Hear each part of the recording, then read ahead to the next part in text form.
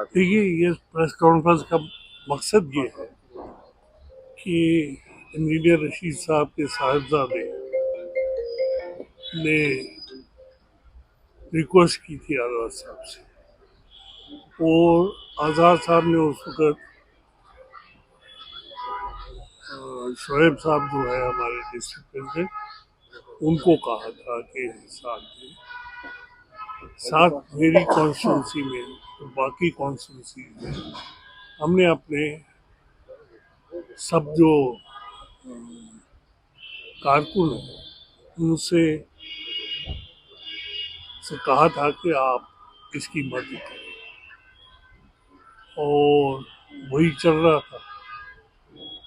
बाद में मुझे समझ नहीं आता कि गलतफहमी कैसे, मैं तो एक दे चुका हूँ।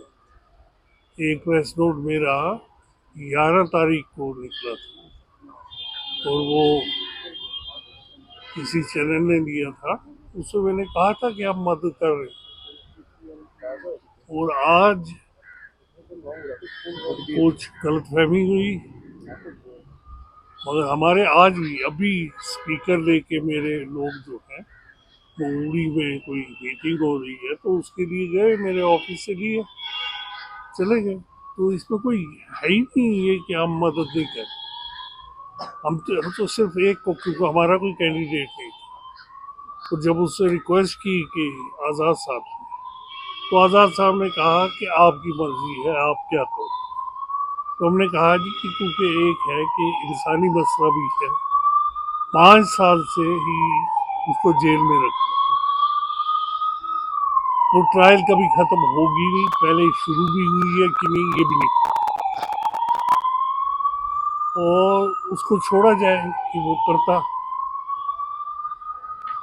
तो मुझे पूरा यकीन है कि इंजीनियर रशीद जो है, बड़े बड़े दिग्गज लीडर जो है, उनको शिकस्त देगा। ये मकसद था कहने का, कि कोई गलतफहमी ना हो जाए, हमने मदद करके भी ये ना कहा जाए कि मदद नहीं की। हालांकि सारे हमारे वर्कर्स लगे हुए हर जगह, तो चाहे बीरू हो, चाहे बांडीपोरा हो, चाहे कहाँ हो, सारे जितने 16 की 16 कॉन्स्टिट्यूंसीज है उनमें हमारे वर्कर लगे हुए।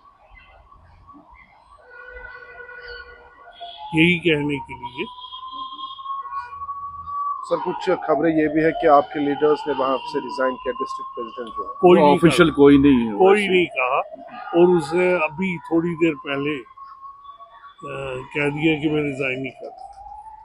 उसको वो क्रॉस क्वेश्चनिंग करके ऐसे किया कि उसने कहा नहीं, अगर मुझे ये होगा तो मैं छोड़ भी सकता हूँ पार्टी। वो जज्बात में आकर कोई बयान दिया होगा।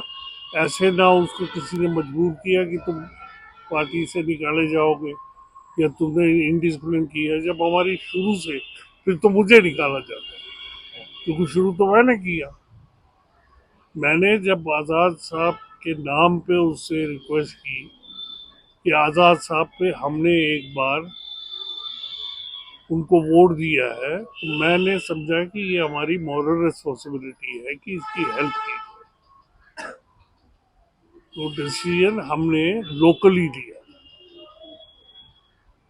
ये बात सर क्या सपोर्ट। सर मुकाबला नजदीक होते जा रहा है, अब कुछ ही दिन बचे हैं, क्या लग रहा है आपको, किस तरीके की सूरत हाल रहेगी इस बारामूला का? देखिए, इंशाल्लाह इंजीनियर रशीद साहब वो कामयाब होंगे, और पहली बार ये भी बनेगा कि जेल से कामयाब।